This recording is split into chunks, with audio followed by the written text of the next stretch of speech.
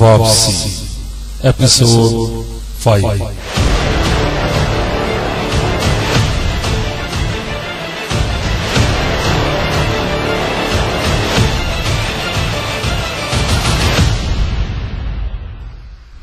میں نے کہا آپ کے پتا مہاراج، آپ کا راج گھرانہ، آپ کے ہندو برادری ایک مسلمان کو برداشت نہیں کریں گے، سبھی اسی راجہ چوہان کی حمایت میں بولیں گے۔ ہم یہ ثابت نہیں کر سکیں گے کہ اس نے آپ کی دیدی کی ہتیا کی ہے یا کروائی ہے۔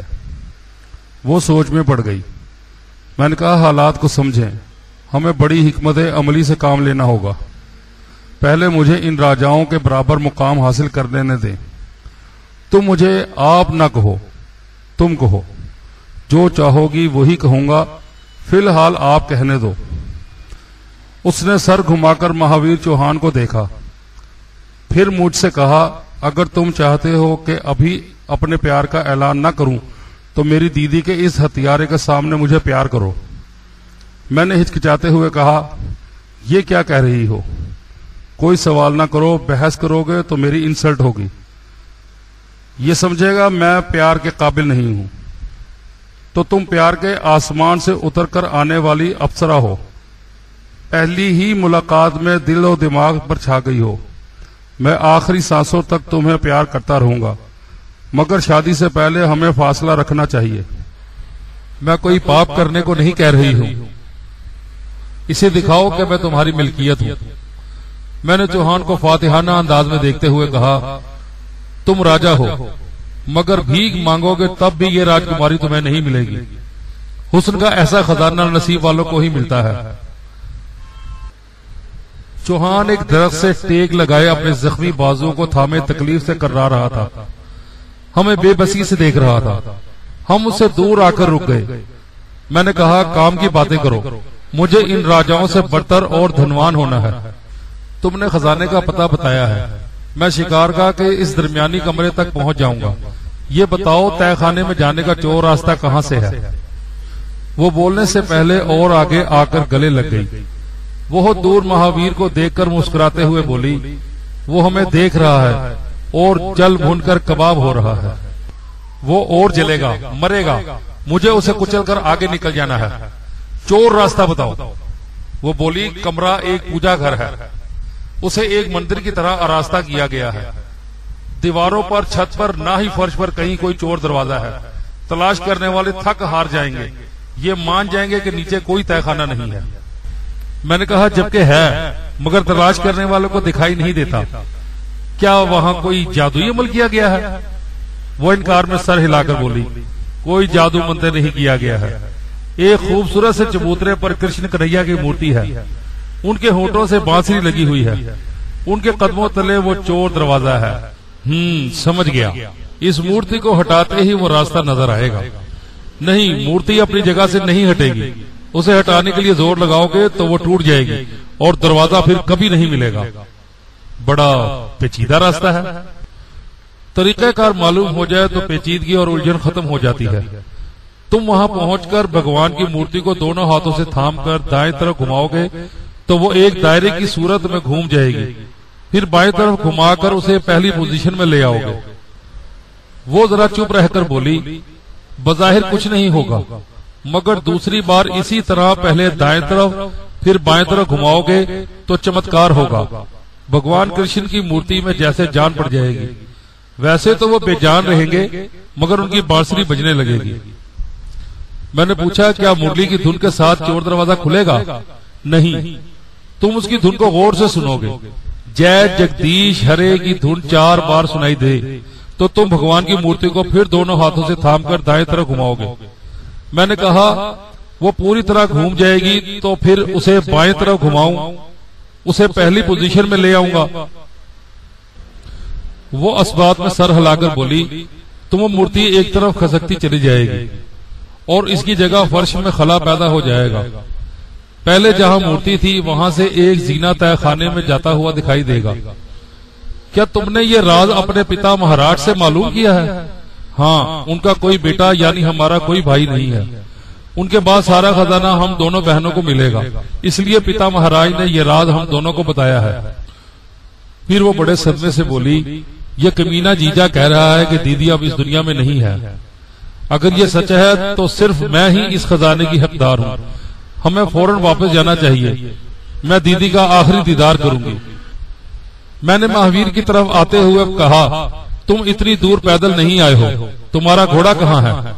اس نے کہا، وہ بہت دور ایک درخت سے بندھا ہوا ہے، تم دیکھ رہے ہو میں بری طرح زخمی ہوں، مجھے فوری طبی امداد کی ضرورت ہے، مجھے گھوڑے پر لے چلو، میری مرہم پٹی کراؤ۔ میں نے حقارت سے کہا، اب مجھے حکم نہ دو، میں تمہارا نوکر نہیں ہوں۔ وہ پھولوتی کو دیکھتے ہوئے بولا، میں رحم کی بھیک نہیں مانگوں گا، میں جیسا بھی ہوں تمہارا جیجا ہوں، تمہیں میرے کام آنا چاہیے۔ میں جیجا اور سالی کے رشتے پر تھوکتی ہوں، جہاں گھوڑے کو باندھ رکھا ہے وہاں لے چلو۔ وہ بے بسی سے ادھر جانے لگا، ہم اس کے پیچھے چلنے لگے۔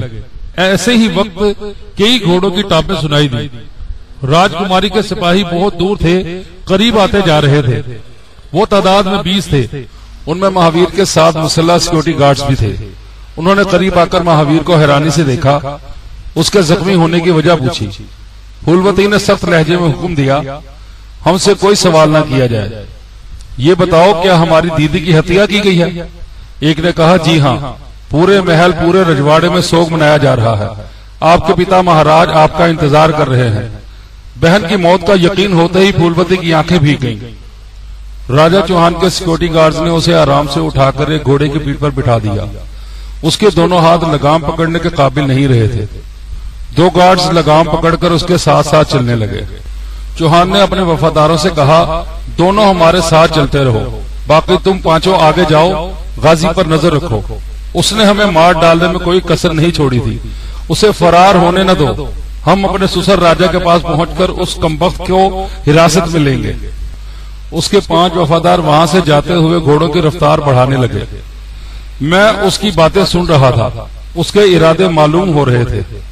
میں نے پھولوتی سے کہا، چوہان تمہارے پتا کے پاس پہنچ کر ایک ہی 10 لگائے گا، یہ الزام دے گا کہ میں نے گولیاں چلا کر اسے معذور بنایا ہے اور ایک مسلمان ہو کر ہندو راجکماری کو پھانس رہا ہوں، راجہ کے عزت اور مان مریادہ کو مٹی میں ملا رہا ہوں۔ وہ بولی، ہاں وہ ہمارے خلاف باتیں بنائیں گے، وہاں تم سے ہتھیار چھین لیے جائیں گے، تمہاری بے گناہی ثابت ہونے تک تمہیں حراست میں رکھا جائے گا اور میری بے گناہی ثابت نہیں ہو سکے گی۔ تمام ہندو یہ سنتے ہی بھڑک جائیں گے کہ تم مجھ سے پیار کرتی ہو اور میں ڈنکے کی چوٹ پر تمہیں اپنی جان اپنا ایمان کہوں گی۔ عشق اور مشق چھپائے نہیں چھپتے، ہم بھی نہیں چھپائیں گے۔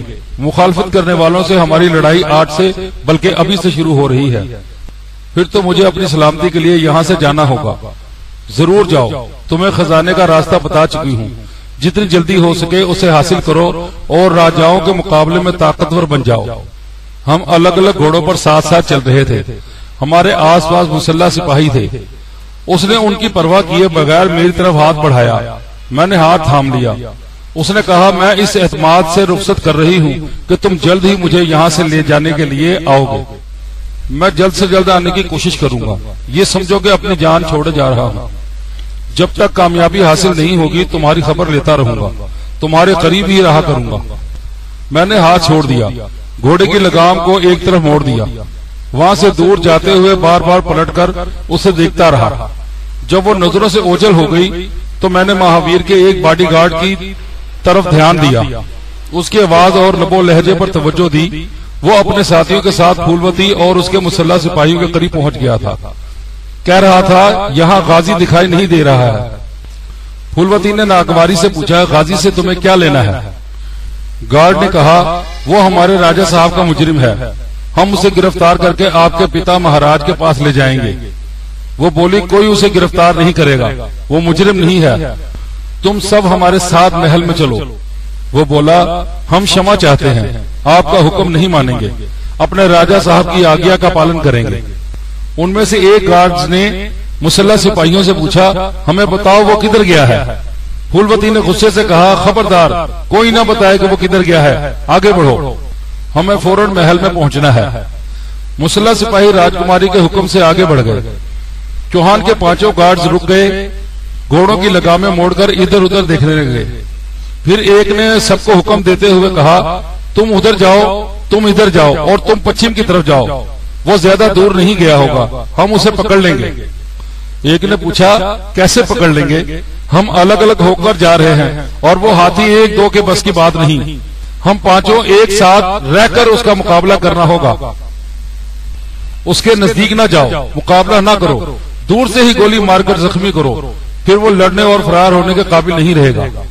میں ان کی باتیں سن رہا تھا اور سمجھ رہا تھا اب وہ مختلف سمتوں میں گھوڑے دوڑا رہے تھے، ان میں سے کوئی نہ کوئی جلد ہی میری طرف آنے والا تھا۔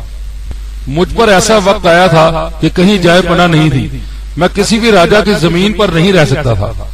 وہ سبھی اپنے جیسے راجا چوہان کی حمایت کرنے اور میری مخالفت کرنے والے تھے۔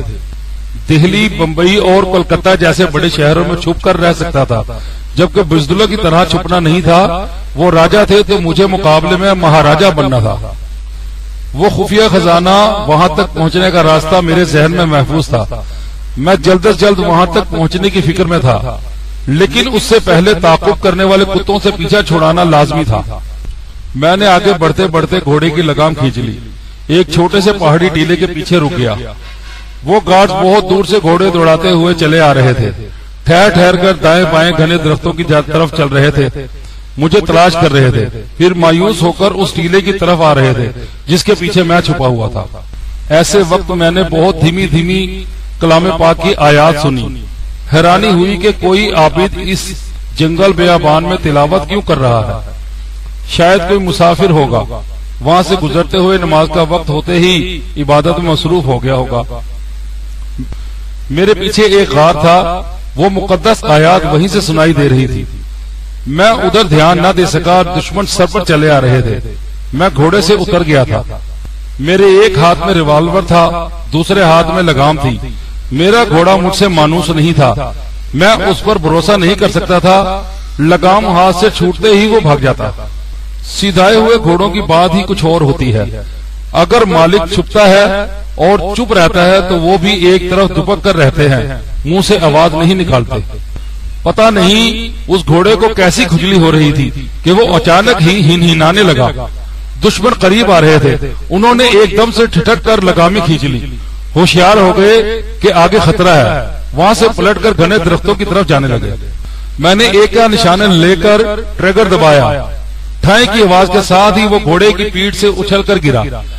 پاؤں رکاب میں پھنس گیا تھا، لہذا بھاگتے ہوئے گھوڑے کے ساتھ اس کی لاش زمین میں گھسٹتی چلی گئی۔ دوسرا بھاگتا جا رہا تھا، شوٹنگ رینج سے دور نکل گیا تھا۔ میں فوراً ہی اپنے گھوڑے کی پیٹھ پر سوار ہو کر جانے لگا۔ مجھے دشمنوں نے اس طرح الجھایا تھا کہ وہ عبادت گزار میرے ذہن سے نکل گیا تھا۔ میرا فرض تھا کہ اس جنگل بیابان میں اس کی خیر خیریت معلوم کرتا، لیکن اپنی سلامتی کی فکر حاوی ہو گئی تھی۔ وہ میرے آگے آگے بھاگ رہا تھا، اگرچہ مسلح تھا، دشمن سے جنگ لڑنے والا سپاہی تھا، مگر مجھ سے لڑنے کا حوصلہ نہیں تھا۔ مہاویر کے تمام گارڈز میری جسمانی قوت سے اور جنگی مہارت سے خوفزدہ رہتے تھے۔ وہ گھوڑے کی پیٹھ سے بار بار گھوم کر فائر کر رہا تھا۔ بدحواسی میں یہ نہیں سمجھ رہا تھا کہ ہم دونوں ایک دوسرے کی شوٹنگ رینج سے دور ہیں۔ میں اس کی طرح خواہ گولیاں ضائع نہیں کر رہا تھا۔ جب فاصلہ کم ہونے لگا تب میں نے ایک گولی داغ دی، 100 سنار کی، ایک لوہار کی، پتہ نہیں وہ کتنے فائر کر چکا تھا۔ میری ایک ہی گولی نے اس کا کام تمام کر دیا۔ میں اس کا پیچھا کرتا ہوا جنگل کے اس حصے میں آ گیا تھا جہاں دوسرے دشمن مجھے تلاش کر رہے تھے۔ وہ تینوں فائرنگ کی آوازیں سن کر ادھر چلے آئے۔ مجھے ان کی آوازیں سن کر اندازہ ہوا وہ جلد ہی مجھ تک پہنچنے والے تھے۔ میں گھوڑے کو ایک درخت سے باندھ کر وہاں سے دوڑتا ہوا تقریباً 200 گز کے فاصلے پر آیا، پھر ایک گھنے درخت پر چڑھ کر پتوں کے درمیان چھپ گیا۔ وہ تینوں وہاں پہنچ گئے تھے جہاں گھوڑا بندھا ہوا تھا۔ انہوں نے اپنے ساتھی کی لاش دیکھی، ایک نے کہا ہوشیار رہو، وہ یہی کہیں ہے۔ وہ گھوڑوں کو ادھر ادھر دوڑاتے ہوئے مجھے تلاش کرنے لگے، میں بھی ان کا انتظار کر رہا تھا۔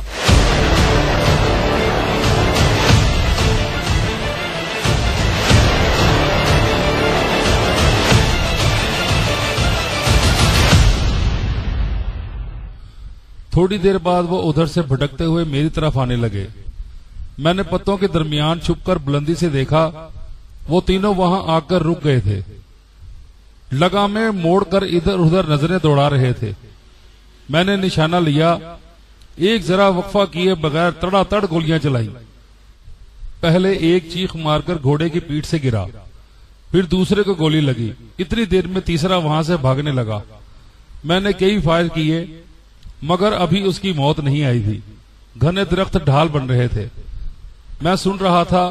مجھے دیر تک دوڑتے ہوئے گھوڑے کی آواز سنائی دی، پھر وہ آواز تھم گئی۔ پتہ نہیں کیا بات تھی، اس کے آگے جانے یا پیچھے آنے والی آواز گم ہو گئی تھی، شاید وہ کہیں رک کر سستا رہا ہوگا۔ میں درخت سے اتر گیا، قریب ہی 2 لاشیں پڑی ہوئی تھیں، ان کے گھوڑے فرار ہو گئے تھے۔ میں اپنے گھوڑے کی طرف جانے لگا، ایسے وقت پھولوتی کے متعلق معلوم کرنا چاہتا تھا، یہ جاننے کی بے چینی تھی کہ وہاں اس کے ساتھ کیا ہو رہا ہے۔ میں نے اس دلربا کو چشم تصور سے دیکھا، میری غیر معمولی سماعت نے اس کی آواز اور لب و لہجے کو پکارا، وہ سنائی دینے لگی۔ اپنی بہن کی میت کے پاس سر جھکائے بیٹھی ہوئی تھی، زیر لب کہہ رہی تھی، دیدی اب وہ میرا جیجا نہیں ہے، تمہارا ہتھیارہ ہے، تمہاری آتما کو شانتی ضرور ملے گی، میرا غازی اسے نہیں چھوڑے گا، تڑپا تڑپا کر مارے گا۔ محل کے بڑے ہال میں بے شمار عورتیں اور مرد سفید لباس میں سر جھکائے بیٹھے تھے۔ میں نے چوہان کا دھیان کیا تو اس کی آواز سنائی دی، وہ محل کے کمرے میں تھا، اس کے زخمی بازوؤں کی مرہم پٹی ہو چکی تھی، وہ بستر پر لیٹا ہوا اپنے سسر مہاراج سے کہہ رہا تھا، آپ یقین کریں یا نہ کریں، غازی اچانک ہی میرا دشمن بن گیا ہے، اسی نے آپ کی بیٹی اور میری سب سے چہیتی رانی کلاوتی کی ہتیا کی ہے، اور اسی نے گولیاں چلا کر میرے بازو اس طرح ناکارہ کر دیا تھا کہ میں اس پر جوابی حملہ نہ کر سکا۔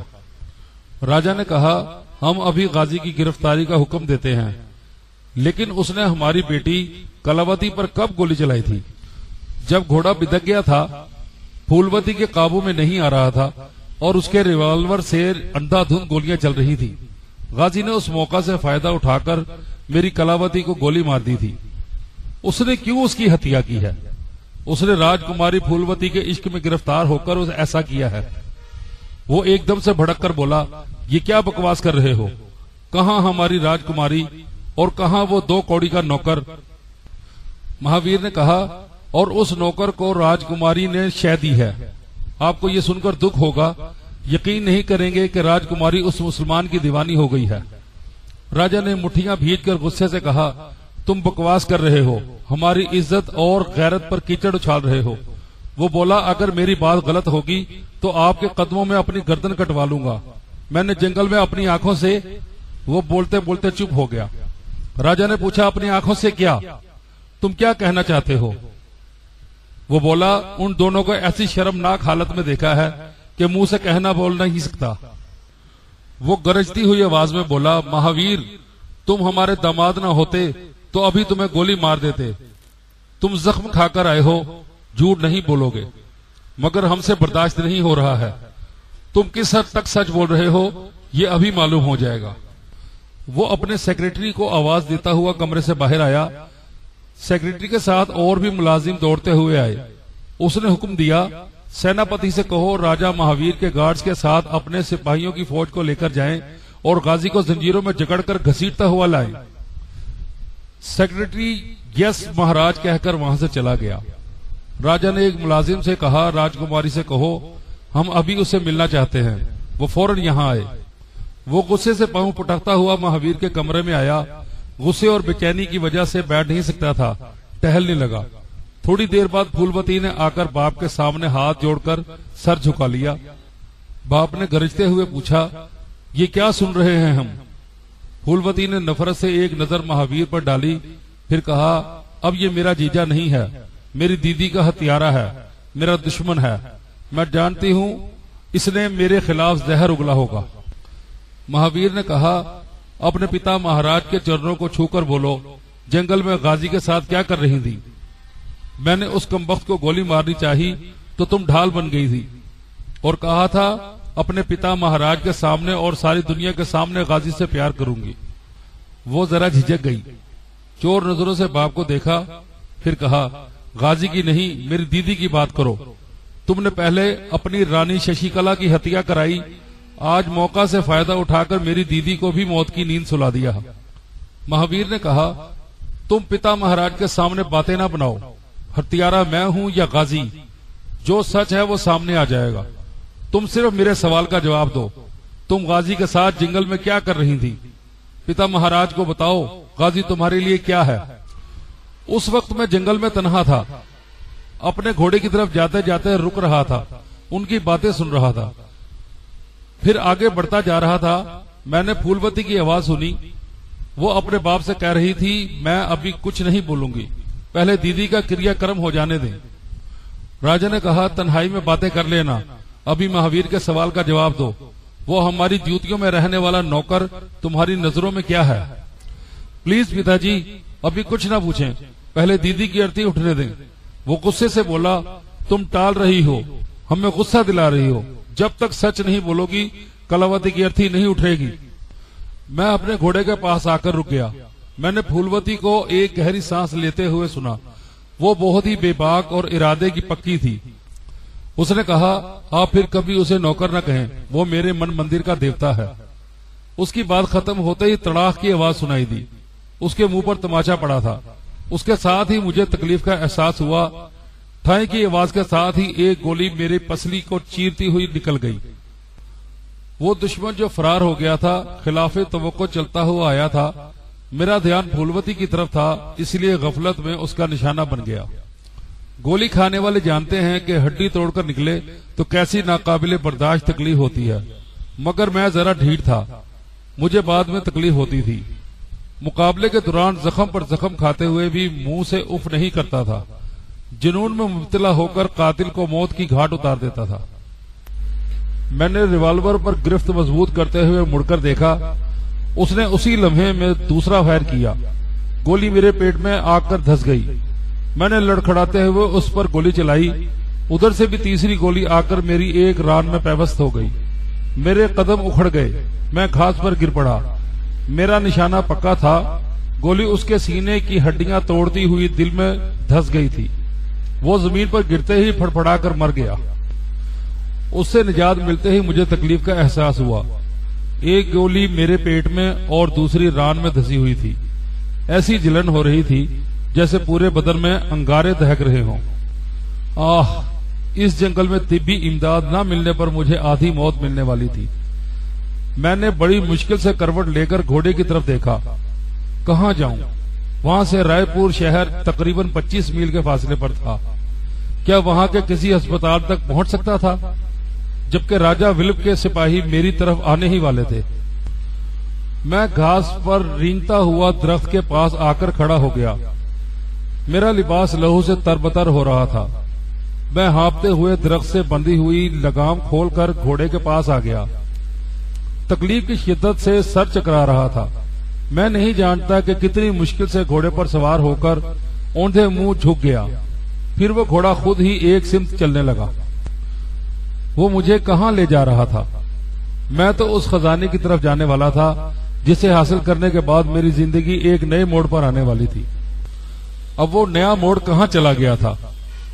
हम जाना कहीं चाहते हैं, तकदीर कहीं ले जाती है। और ये तो सीधी सी बात समझ में आ रही थी कि तकदीर मुझे मौत की तरफ ले जा रही है।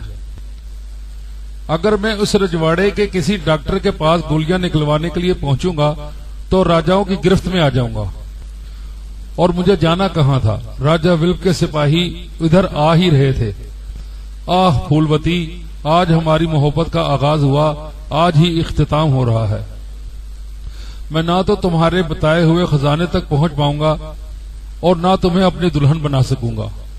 अफसोस, बाप का तमाचा खाया है, अब नाकामी और नामुरादी के तमाचे खाओगी। मेरे जख्मों से मुसलसल लहू रिस रहा था। कमजोरी गालिब आ रही थी। मेरे पूरे जिस्म में अंगारे दहक रहे थे। कोई और होता तो ऐसी हालत में घोड़े से गिर जाता। मैं गैर मामूली कुव्वत इरादी के बाइस होश में रहने की कोशिश कर रहा था। ऐसे ही वक्त बेशुमार घोड़ों के टापों की आवाजें सुनाई देने लगी। वो आ रहे थे। मेरा सर चकरा रहा था, फिर भी जरा ध्यान से सुना। वो वाकई आ रहे थे। अभी दूर थे, जगह जगह रुककर मुझे तलाश कर रहे थे। बुरा वक्त आ चुका था। वो बस पहुंचने ही वाले थे। मेरे लिए कहीं छुपने की जगह नहीं थी اور مجھ میں اتنی سکت نہیں تھی کہ کہیں کوئی پناہ گاہ تلاش کرتا۔ جب زمین پر ہر سو مارنے والے ہوں، بچانے والا کوئی نہ ہو، تو بعض اوقات آسمان مہربان ہو جاتا ہے۔ میں جیسا مجبور، بے بس اور بے یار و مددگار تھا، تو ان حالات میں مجھ جیسے بدبختوں کے ساتھ دو ہی باتیں ہوتی ہیں، یا تو ہر سمت سے گولیاں چلانے والے آ جاتے ہیں اور موت لازمی ہو جاتی ہے، یا پھر اچانک ہی خدا مہربان ہو جاتا ہے۔ گھوڑوں کی دوڑتی آوازیں میری سماعت سے ٹکرا رہی تھی، اور وہ آوازیں دم بدم قریب آتی ہوئی لگ رہی تھی۔ انہی لمحات میں گنگناتی ہوئی مقدس آیتیں سنائی دی، جیسے تپتے صحرا میں پیاس سے مرنے والے کو پانی کی جھلک دکھائی دی ہو۔ میرے مردہ پڑتے ہوئے جسم میں ہلچل سی پیدا ہو گئی۔ میں نے ایک ذرا آنکھیں کھول کر دیکھا، یا خدا، میں کہاں ہوں؟ میں اس پہاڑی کے ٹیلے کے پاس پہنچ گیا تھا جہاں پہلے قرآنی آیات قرات کے ساتھ سنی تھی۔ ہاں سنی تھی، مگر نظر انداز کر گیا تھا۔ میں نے اس عابد کو اس کی مقدس آواز کو ٹال دیا تھا، ایک مسلمان ہو کر اسے اہمیت نہیں دی تھی۔ یہ ہماری بدقسمتی ہے کہ اذان کی یا تلاوت کی روح پرور آواز سن کر ایک ذرا نہیں ٹھہرتے، چند لمحوں کے لیے رک کر یہ نہیں سنتے کہ وہ آیات ہم سے کیا کہہ رہی ہیں۔ میں نے بھی دشمنوں سے نمٹنے کے باعث دھیان نہیں دیا تھا، ان کے پیچھے بھاگتا چلا گیا تھا، جبکہ اس غار سے آسمانی صدائیں میرا پیچھا کر رہی تھی۔ آؤ اپنی بہتری کی طرف آؤ، آؤ اپنی سلامتی کی طرف آؤ۔ مجھ سے غلطی ہوئی تھی، میں منہ پھیر کر چلا گیا تھا، اور اب اس گھوڑے نے مجھے پھر وہاں پہنچا دیا تھا۔ وہ غار کے دہانے پر رک گیا تھا، مجھے ہی جانا تھا۔ میرے ہاتھ پیروں سے جان نکلی جا رہی تھی، گھوڑے سے اترنے کی بھی سکت نہیں رہی تھی۔ میں اس کی پیٹھ پر سے پھسلتا ہوا زمین پر آ گرا۔ غار کے اندر سے تلاوت کی آواز واضح طور پر سنائی دے رہی تھی۔ میں اوندھے منہ ہو کر آہستہ آہستہ رینگتا ہوا نیم تاریکی میں اندر جانے لگا۔ وہ گھوڑا مجھے وہاں چھوڑ کر کہیں بھاگتا ہوا چلا گیا تھا۔ وہ بے زبان مجھے کیوں چھوڑ کر چلا گیا تھا؟ قدرتی معاملات کو سمجھو تو کسی حد تک بات سمجھ میں آتی ہے۔ اگر وہ وہاں کھڑا رہ جاتا تو دشمنوں کو معلوم ہو جاتا کہ جسے شکار کرنے آئے ہیں وہ غار کے اندر موجود ہے، اس لیے وہ وہاں سے دوڑتا ہوا گھنے درختوں کے درمیان چلا گیا تھا۔ جب راجا کے سپاہی غار کے پاس پہنچے تو انہوں نے بہت دور گھنے درختوں اور جھاڑیوں کے پیچھے ایک گھوڑے کو ہن ہنانے کی آواز سنی۔ وہ سب ادھر دوڑتے ہوئے چلے گئے۔ خدا بڑا کارساز ہے، جہاں بات نہیں بنتی وہاں بناتا ہے، جہاں سلامتی ناممکن ہو وہاں سلامتی پہنچاتا ہے۔ اس وقت جیسے میرے جسم کا سارا خون بہہ چکا تھا، میں حرکت کرنے کے قابل نہیں رہا تھا۔ حوصلہ ہارتے ہارتے غار کے اس حصے میں پہنچ گیا جہاں وہ بزرگ ایک بھاری بھرکم چٹان پر بیٹھے کلام پاک کی تلاوت میں مصروف تھے۔ ایک دیے کی روشنی نے پورے غار کو دور تک روشن کر رکھا تھا۔ میں نے بس اتنا ہی دیکھا، پھر اس کے بعد چراغوں میں روشنی نہ رہی، جیسے میری زندگی کا چراغ بجھ گیا۔ میں بے ہوشی کے نام پر آدھی موت مر چکا تھا۔ موت اسی کو کہتے ہیں کہ پانچوں حواس ناکارہ ہو جائیں، نہ بندہ دیکھ سکے، نہ سن سکے، نہ سونگ سکے، نہ چکھ سکے، اور نہ ہی کسی کا لمس محسوس کر سکے۔ میرے پانچوں حواس مر چکے تھے، میں ہوتے ہوئے بھی نہیں تھا، عارضی موت کا مزہ چکھ رہا تھا۔ ہماری زندگی میں ایسا لمحہ آتا ہے جب نیم بے ہوشی اور غفلت کے دوران عالم نامعلوم میں پہنچ جاتے ہیں۔ ہوش میں آنے کے بعد یاد نہیں رہتا کہ ہم کہاں تھے۔ مجھے یاد تھا میں نے ایک نئی ملکوتی دنیا دیکھی، وہاں ہر سمت دھیما دھیما سا نور پھیلا ہوا تھا۔ سفید پوش فرشتے دکھائی دے رہے تھے، کبھی کسی نے فرشتے کو نہیں دیکھا، میں بھی دیکھنے کا دعویٰ نہیں کرتا، لیکن ایسا ہی لگ رہا تھا جیسے میرے آس پاس آسمانی مخلوق متحرک ہیں۔ وہ زیر لب کچھ پڑھ رہے تھے اور مجھے اپنے کاندھوں پر لے جا رہے تھے۔ 4 کاندھوں پر جنازہ جاتا ہے۔ میں زندہ تھا، خون آلود لباس میں ایک اسٹریچر پر لیٹا ہوا تھا۔ میرے دماغ پر دھند سی چھائی ہوئی تھی۔ میں سوچنے سمجھنے کے قابل نہیں تھا کہ کہاں ہوں اور کن حالات سے گزر رہا ہوں۔ میں نے خود کو ایک پتھریلی 4 دیواری میں پایا۔ وہاں بڑے بڑے پتھر اور چٹانیں دکھائی دے رہی تھی۔ انہوں نے اسٹریچر کو ایک جگہ رکھ دیا. میں نے وہاں ان بزرگ کو دیکھا جو غار میں نظر آئے تھے. اس وقت بھی وہ وہی آیت پڑھ رہے تھے جسے میں نے غار کے باہر منہ پھیر کر جاتے ہوئے سنا تھا. اس آیت کا مفہوم یہ تھا کہ دین کی طرف آؤ. اللہ گمراہوں کو اور خطا کرنے والوں کو معاف کرتا ہے. وہ بڑا مہربان ہے, بخشنے والا ہے. اپنی بہتری کی طرف آؤ, اپنی سلامتی کی طرف آؤ. یہ اللہ کی شان ہے کہ میں منہ پھیر کر گیا تھا اور ایک بے زبان جانور مجھے وہاں پہنچا کر چلا گیا تھا.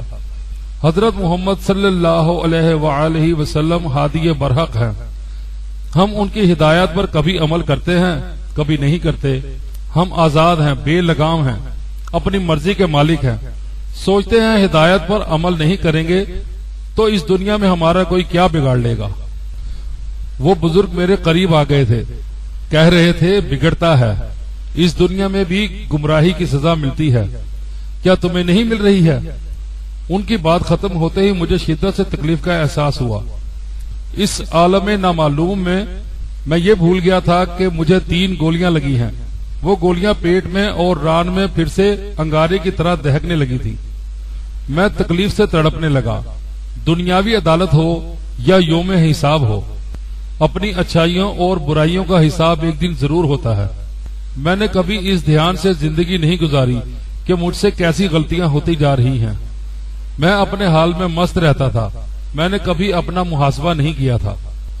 میری سب سے بڑی غلطی یہ تھی کہ میں راجہ مہاویر چوہان کا غلام بن گیا تھا, اور غلام تو تمام جائز ناجائز احکامات کی تکمیل کرتے ہیں. میں بھی کرتا تھا. اس کے حکم پر کسی کو بھی گولی مار دیتا تھا. یہ نہیں سوچتا تھا کہ مہاویر نے اسے انصافاً موت کی سزا دی ہے یا نہیں. وہ بزرگ زیر لب کچھ پڑھ رہے تھے. انہوں نے کہا, تم نے اس سے بھی بڑی غلطی کی ہے. ایک راجہ کی تابعداری کے دوران اپنے اللہ کی تابعداری بھول گئے. جب بھی راج گڑھ میں رہتے ہو اللہ کو بھول جاتے ہو. چھٹی لے کر اپنوں میں جاتے ہو تو وہاں دینی ماحول میں 2-4 وقت کی نماز پڑھ لیتے ہو.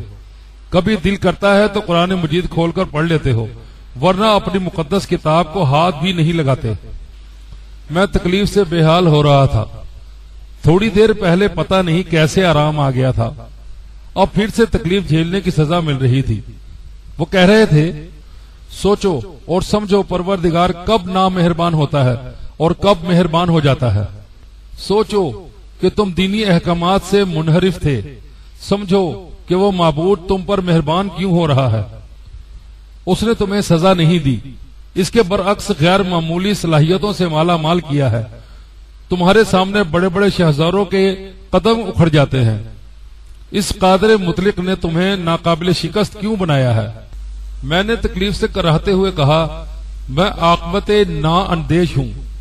مجھ سے بہت حماقتیں اور غلطیاں ہوئی ہیں. میں شرمندہ ہوں. خدا کے لیے مجھے تکلیف سے نجات دلوائیں.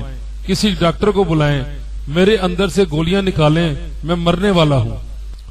کیا مجھ سے مدد مانگ رہے ہو؟ ہاں, یہاں اور کون ہے؟ صرف آپ ہی میری امداد کر سکتے ہیں. انہوں نے پوچھا, یہاں میں نہ ہوتا تو کون ہوتا؟ اب تو مجھ سے بات بھی نہیں کی جا رہی تھی. میں نے اٹک اٹک کر کہا, جہاں کوئی نہیں ہوتا وہاں خدا ضرور ہوتا ہے. انہوں نے پوچھا, تمہیں یہاں کس نے پہنچایا؟ کمزوری کے باعث میری آنکھیں بند ہو رہی تھی. میں نے کہا, خدا نے. تو پھر تمہارا ایمان کمزور کیوں ہے؟ اللہ سے مدد کیوں نہیں مانگتے؟ مجھ سے کیوں مانگ رہے ہو؟ میں نے زیر لب کہا, اللہ, میں تجھ سے پھر گیا تھا, مجھے معاف فرما. یہ گولیاں میری جان لے رہی ہیں, ان سے نجات دلا دے میرے مالک. انہوں نے کہا, یہاں کوئی ڈاکٹر نہیں آئے گا, نہ ہی آپریشن ہوگا. روحانی علاج سے گولیاں نکالی جائیں گی. میں خدا سے مدد مانگ رہا ہوں اور خدا نے روحانی علاج کے لیے آپ کو وسیلہ بنایا ہے. بے شک روحانی علاج آسان بھی ہے اور مشکل بھی. صرف ایک اسم اعظم پڑھو. پڑھنا آسان ہے مگر پڑھ نہیں پاؤ گے. مجھے بتائیں اسم اعظم کیا ہے؟ ایسا کیا مشکل ہے؟ میں ضرور پڑھ لوں گا. انہوں نے کہا, اللہ تعالیٰ کے تمام اسم حسنہ میں ایک اسم اعظم اللہ بھی ہے. عام حالات میں اللہ کا نام لینا آسان ہے, لیکن مدد کے لیے اسے پکارنا ہو تو اپنی ذات کے اندر ڈوب کر دل کی اتھاہ گہرائیوں سے پکارو، تب اس نام کی سچی اور کامل ادائیگی ہو پاتی ہے، اور تب ہی چشم زدن میں پکارنے والے کی بلائیں ٹل جاتی ہیں۔ پھر انہوں نے آگے بڑھ کر میرے قریب ہو کر کہا، پڑھو، اسم اعظم پڑھو، اور اسم اعظم ہے اللہ۔ میں نے اپنی دانست میں دل کی گہرائیوں سے، بڑے جذبے اور عقیدت سے، بڑے مان سے کہا، یا اللہ مدد فرما۔ انہوں نے کہا، بندہ سمجھتا ہے وہ بڑے ہی ایمانی جذبے سے اللہ کا نام لے رہا ہے، مگر ادائیگی میں جو کمی اور کوتاہی رہ جاتی ہے اسے صرف اللہ جانتا ہے۔ میں نے کہا، یا اللہ میں اپنی کوتاہی کو سمجھنے سے قاصر ہوں، میری مدد فرما۔ وہ کہہ رہے تھے، اس میں اعظم کی برکت صرف اس کے لیے ہے جو بے اختیار تڑپ کر اسے پکارتا ہے، اور انسان اس وقت تڑپتا ہے جب اس کی سانسیں اکھڑنے لگتی ہیں۔ وہ جاتی ہوئی سانسوں کو اور ہوا کو پکڑ نہیں پاتا، ایک دم سے تڑپ تڑپ کر اللہ اللہ کرتا ہے۔ انہی لمحات میں اسم اعظم کی ادائیگی مکمل ہو جاتی ہے۔ میں سن رہا تھا، میری سانسیں اکھڑنے والی تھی، میں ہوا کو پکڑ کر ایک کے بعد دوسری سانس نہیں لے سکتا تھا۔ میں نے اپنی بے بسی کو، اپنی مجبوری کو سمجھتے ہوئے پکارا، اللہ اللہ اللہ۔